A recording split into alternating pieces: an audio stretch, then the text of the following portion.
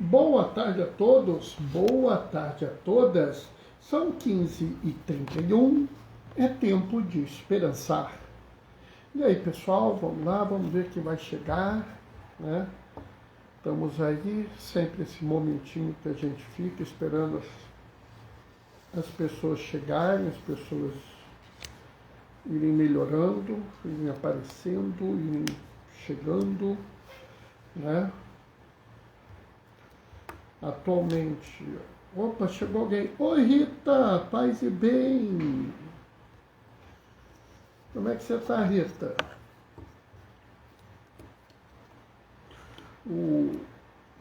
Nós estamos aí nos aproximando da quaresma, né? Acertamos, eu e Padre Natan, vai ter uma live para a gente falar sobre a campanha da fraternidade, né?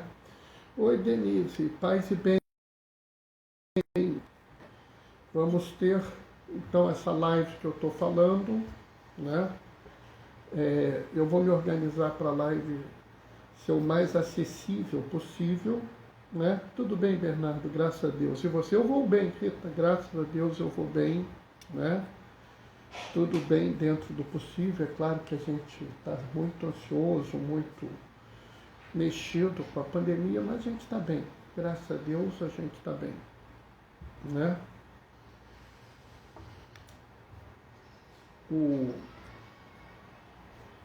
Nós estamos aqui nessa organização, na confusão, preparando essa live, como eu estava falando, né? Oi, Maria Alice, paz e bem.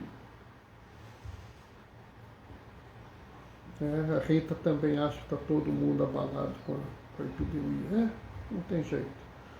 Mas como eu estava falando, a gente vai ter uma live para falar da campanha da fraternidade, né? Quinta-feira, né? Ou seja, quarta-feira de cinzas, no dia seguinte, quinta-feira, às 19 horas, né? A gente vai fazer a live pelo Zoom. Eu quero ver se eu coloco ela também no Facebook da paróquia, quem quiser participar pelo Facebook da paróquia, né? Talvez eu consiga colocar ela no Zoom, no YouTube, então estou arrumando isso, né? Quem sabe eu não consigo até colocar também no Instagram, mas eu não dou certeza, né? Ah, Bernardo, eu participo por onde? Né? Por onde você achar melhor, né? Nós vamos tentar fazer de forma que haja várias opções para todas as pessoas, para que elas possam participar, né? Porque é importante a gente entender qual é a lógica da campanha da fraternidade. Se você não entende o que a campanha fala, você não vive uma boa campanha. Uma boa qualidade pior, você não lucra com a quaresma.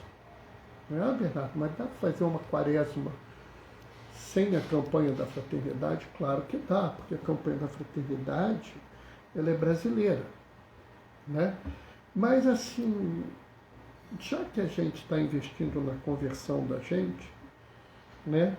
Por que fazer só uma parte desse movimento? Por que não fazer toda a proposta de conversão, né? Muito do que a gente falou durante várias e várias lives aqui, né, estão também presentes na campanha da fraternidade, né? Porque as pessoas se esquecem do chamado pecado social, né? Mas tudo bem. Bom, quem é que entrou aí? Gleice, oi Gleice, paz e bem, como é que você está, menina? Vamos começar aí, pessoal. Então vamos lá. O Senhor esteja convosco. Ele está no meio de nós. Proclamação do Evangelho de Jesus Cristo, segundo Marcos. Naquele tempo, Jesus saiu de novo da região de Tiro, passou por Sidônia e continuou até o mar da Galileia. atravessando a região da Decápole. Né? Trouxeram, então, um homem surdo que falava com muita dificuldade e pediram que Jesus lhe impusesse a mão. Jesus afastou-se com o homem para fora da multidão. Em seguida, colocou os dedos no ouvido, cuspiu e com a saliva tocou a língua dele. Olhando para o céu, suspirou e disse: Éfatá, que quer dizer, abre-te. Imediatamente seus ouvidos se abriram e sua língua se soltou. E ele começou a falar sem dificuldade. Jesus recomendou com insistência que não contasse a ninguém. Mas, quanto mais ele recomendava, mais eles divulgavam. Muitos, muito impressionados, diziam: ele tem feito bem todas as coisas. Aos surdos faz ouvir e aos mudos falar. Palavra da salvação. Enquanto eu estava lendo, Djalma, Doraci e Graciele entraram. A Diane entrou. Paz e bem para vocês. Sabe, esse evangelho, ele é um evangelho que é interessante. Né? A gente até agora não tinha lido o Éfata. Né?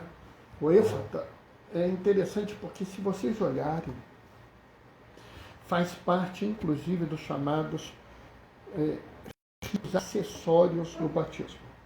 Né? Um dos ritos acessórios do batismo é justamente você virar para o batizando e falar: Éfata, abre-te. Né? Aqui nós temos algumas dimensões que são importantes você pensar. Né? Primeiro, é aquela coisa estranha que Jesus pede o tempo todo, né, que eles não divulguem os milagres, que eles não façam propaganda dos milagres. Isso é muito presente em Marcos. Né? Tem algumas interpretações sobre isso. Né? A que eu acho mais razoável é que Jesus sabia que havia um momento para que houvesse a revelação plena do que ele era, e por isso ele pedia que não fosse revelado. Ele falava assim: olha, não está na hora, hein? Segura o ponto aí. Uma coisa interessante é você pensar o que significa para um homem, ainda mais na época de Jesus, não ouvir e falar com dificuldade. Essa pessoa que não ouve e que com dificuldade fala, ela não se comunica. Essa pessoa, ela tem uma situação de fragilidade na sociedade. Né? Ela pode ser enganada, né? Ela pode não ouvir coisas que são importantes para ela. E como ele viveu no meio, ela poderia até ter a sua vida em risco por não ouvir. Não falar era algo terrível. Né? Pense que existia naquela época uma comunidade e havia um conselho de pessoas. Os homens da cidade participavam de um conselho, onde eles discutiam as decisões. Né? E esse homem que era surdo, que tinha dificuldade de falar, não poderia participar desse conselho. Esse homem que era surdo e tinha dificuldade de falar nunca poderia ser chamado a ler a palavra de Deus, que era uma atividade que, vamos dizer assim, os judeus respeitáveis da época faziam. Nota que esse homem estava separado da comunidade. Ele ainda tinha um outro problema. Como ele tinha deficiência, as pessoas o consideravam um pecador. E, portanto, como ele tinha deficiências graves, ele devia ser um grande pecador. Então, ele sofria o preconceito. Mas me chama muita atenção quando você vê a dinâmica do que está aqui. Esse homem, ele é incapaz de se cuidar. Então, os amigos dele levam ele para Jesus. Aí, Jesus, resolve o caso aqui do nosso amigo. Ele não ouve nada, ele fala com muita dificuldade. Quebra o galho dele aí, Jesus. E aí, é que é interessante, né? Porque meio que o pessoal queria ver um estardalhaço. Jesus impôs as mãos sobre esse homem e esse homem ia ficar curado, ia fazer um estardalhaço. O que Jesus faz? Ele retira ele da multidão. Ele separa o homem da multidão e ele não faz isso à toa. Ele faz isso porque ele quer mostrar que há necessidade de haver uma relação entre as pessoas. Sabe, eu noto às vezes, atualmente nas redes sociais, que a gente não quer ter uma relação com as pessoas. A gente quer ter uma vivência de domínio, uma vivência de força, uma vivência de imposição, né? Tipo, olha, eu sei, eu mando, eu faço.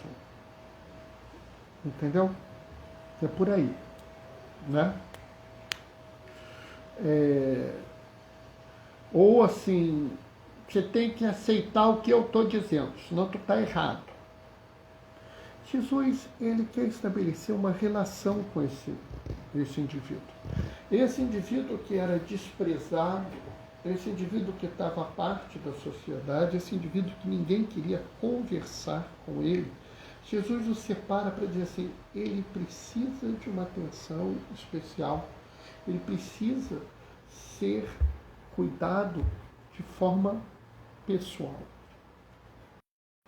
Sabe, eu vejo muitas vezes as pessoas dando, como eu vou dizer, como se fosse receita de bolo. Não, se você quiser isso, faz isso, que isso resolve o seu problema. Jesus não fala assim. Jesus fala, olha, eu vou levar ele para esse canto aqui só para ele, para resolver o problema dele. Né? E aí é interessante porque Jesus vira e fala assim, olha, você não conta para ninguém o que eu fiz. Não diz que fui eu. Deixa quieto. Mas ele não consegue isso. Né? É interessante, ele não consegue. Ele vira e vai divulgar, e vai falar. Sabe, pessoal, aqui é uma coisa interessante, porque há necessidade da gente poder se comunicar. Né? Se eu não posso falar, como eu posso louvar a Deus? Né? Como é que eu posso manifestar meu amor a Deus não falando? Posso. Mas eu não posso louvá-lo. Entendem isso? Uma pessoa que porventura não consiga falar, pode, é claro, falar de Deus. Né? Como? Usando linguagens de sinais. As Libras, por exemplo, a linguagem de sinais brasileiras, ele pode falar de Deus. Claro. Ele pode rezar? Pode. Eu já vi Pai Nosso. É muito interessante ver a pessoa que é surda rezando o Pai Nosso. Né? Enquanto a gente dá as mãos para rezar o Pai Nosso, eles tocam os pés. Interessante. Né? Mas ele imediatamente, ele não pode louvar, ele não pode falar, porque ele não consegue. Ele também não pode ouvir. Né? Então, os conselhos dos outros, as relações que os outros trazem para ele não pode ouvir. Nós, se podemos falar, podemos louvar a Deus, nós podemos ajudar um irmão. Né? Por quê? Porque nossa relação com Deus ela tem que se espelhar na nossa relação com o nosso irmão. Quando você louva a Deus, você pode também, vamos dizer assim, falar de Deus. E pode também falar, vamos dizer assim, para Deus. E falar para os homens das necessidades dos homens é uma forma de louvar a Deus. Por quê? Porque se eu amo a Deus sobre todas as coisas, ao próximo como a mim mesmo, e esse é o mandamento. Esse é o mandamento que Jesus nos lembra, mas que já estava escrito em Levítico, não é um mandamento novo, é um mandamento antigo. E é um mandamento que muitos hoje se esquecem. E novamente, nós podemos louvar a Deus lembrando ao povo deste mandamento. Nós podemos louvar a Deus lembrando ao povo da misericórdia. Nós podemos louvar a Deus lembrando que toda vida é valiosa. Nós podemos louvar a Deus lembrando que todo ser humano é digno, independente do que for. Mas também nós podemos ouvir a Deus. E nós podemos ouvir a Deus, como vou dizer, através das formas com que Ele fala conosco. Não é? Nós podemos ouvir a Deus pensando, por exemplo, em ouvir a necessidade do próximo, em ouvir a angústia do próximo, em ouvir a dor do próximo. Sabe, pessoal, às vezes Deus nos fala através do próximo. Né? E hoje em dia eu às vezes fico olhando e vejo como as pessoas estão ficando surdas. Né? De vez em quando eu vejo alguém falar uma coisa, não, isso, aí vem o outro e diz assim, isso é mimimi. Como assim é mimimi? Desprezar o que perturba o teu irmão, né? Transformar o que angustia a tua irmã em algo sem importância. É estar surdo aos clamores do povo. Sabe, tem na Laudato Si, o Papa Francisco fala, eu acho muito bonito essa expressão que ele fala, que nós temos que ouvir o clamor da terra e o clamor dos pobres. Sabe, ouvir o clamor das pessoas é algo que é importante. A gente não pode dizer que a gente se comunica com Deus se a gente não se comunicar com os homens, mulheres e crianças que estão em volta da gente.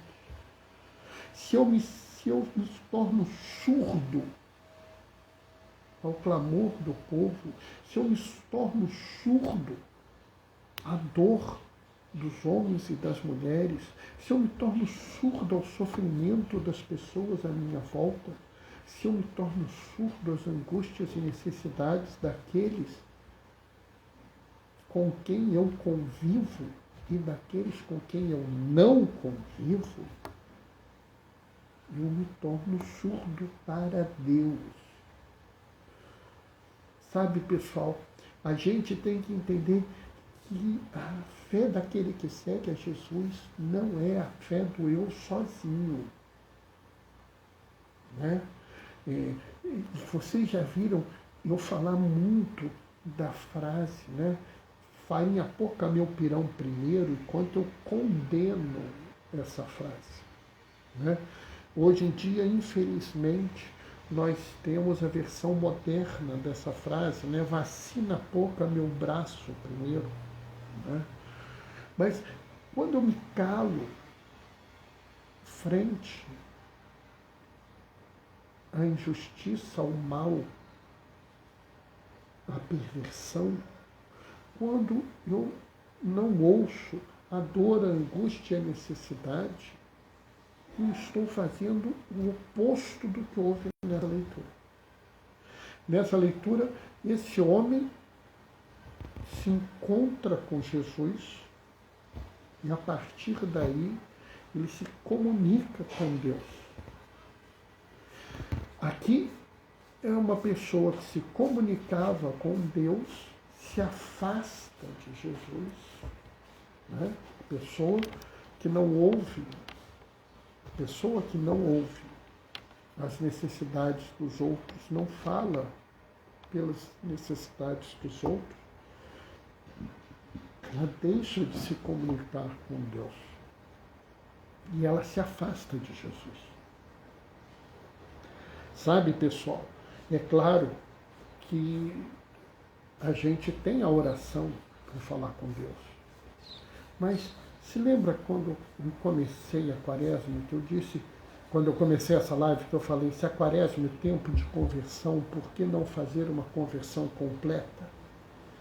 Né? Acompanhar a campanha da fraternidade para a gente fazer a nossa conversão também, tornar ela mais completa. É a mesma coisa, você pode rezar e rezar, falar com Deus, Ele vai te ouvir.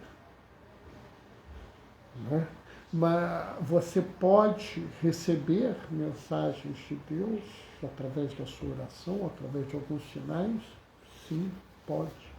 Mas por que não ter uma comunicação completa? Sim, porque não existe uma dissociação. Ou você reza, ou você ouve o mundo.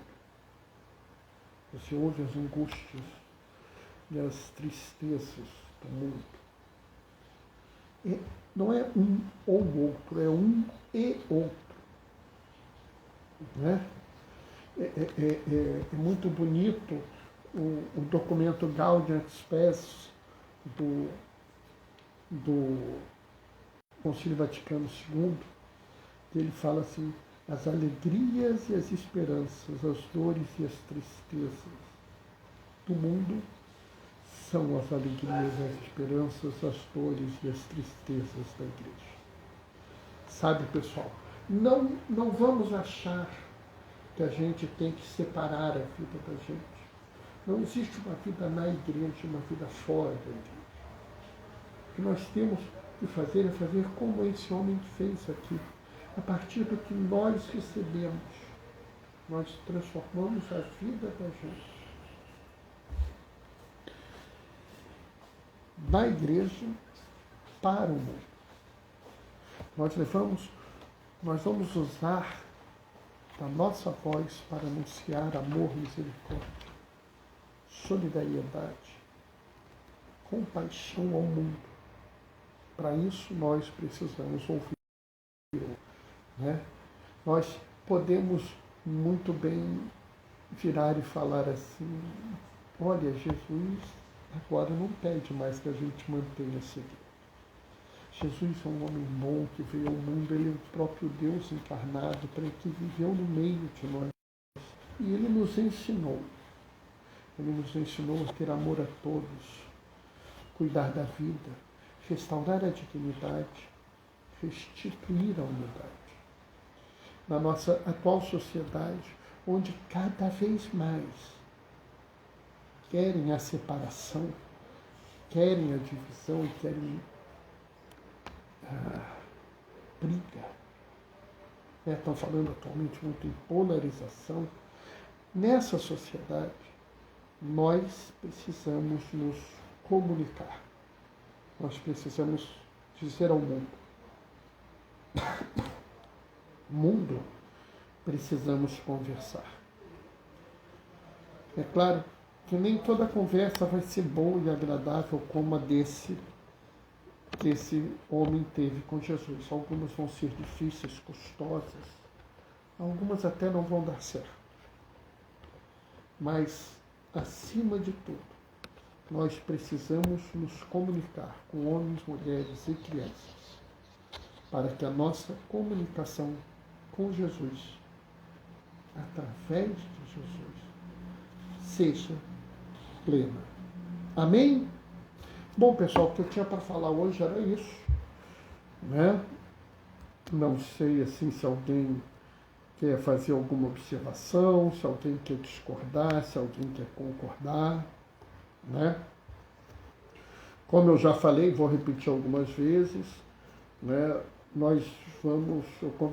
Eu e o Padre Natan conversamos, nós vamos fazer uma apresentação sobre a campanha da fraternidade desse ano, né? Denise está mandando um amém para gente, Diane também. Amém com carinha de coraçãozinhos e mãozinhas de oração. Nossa, amém florido, Diane. Nós vamos fazer uma live, né? A gente vai fazer a plataforma, vai usar a plataforma Zoom. Quem quiser entrar pelo Zoom pode entrar. Nós devemos dar um jeitinho de colocar ela na página do Facebook da paróquia, para quem quiser assistir pelo Facebook. Eu vou ver se eu consigo passar ela pelo YouTube, né? Então, vamos tentar todas as estratégias possíveis para passar a live, tá? Por quê? Por que a gente vai fazer isso? Não é por nada, não. É para ver se o maior número possível de pessoas tem acesso à live, tá? E uma vez que as pessoas, assim, é claro que isso vai gerar uma certa complicação para fazer, mas tudo bem, não tem problema. O importante é que a gente consiga se comunicar, conversar um com o outro, né? Para que a gente possa entender a campanha, né? Djalma Doraci também estão mandando amém com mãozinha de oração. Muito bom, né? Tá, então, dia 18 de fevereiro, guardem aí na agenda de vocês, 18 de fevereiro, essa live. Tá? Assim que eu tiver as coisas mais amarradinhas, eu passo para vocês. Tá? Quem puder, dá um pulinho no blog do Gaioso, Diaconia da Palavra, blogspot.com. Tá? Vai ser bom. Eu tenho uma reflexão lá, eu costumo fazer reflexões. Eu não sei qual é o assunto da de hoje, vocês têm que ver, mas acho que vocês vão gostar. Abraço, pessoal. Amanhã a gente se vê às 15h30. O Senhor esteja convosco. Ele está no meio de nós, por intercessão de Maria Madalena, desça sobre vós e permaneça para sempre. A bênção do Deus Todo-Poderoso, Ele que é Pai, Filho e Espírito Santo. Aqueles que podem, fiquem em casa. Aqueles que precisam sair, usem máscara, fiquem protegidos. Isso vai passar. Até lá, glorifiquem o Senhor com a vossa vida. Sigamos em paz, permaneçamos em paz, que o Senhor está sempre conosco. Abração, pessoal. Tchau, tchau. Até amanhã, 15h30. Abraços.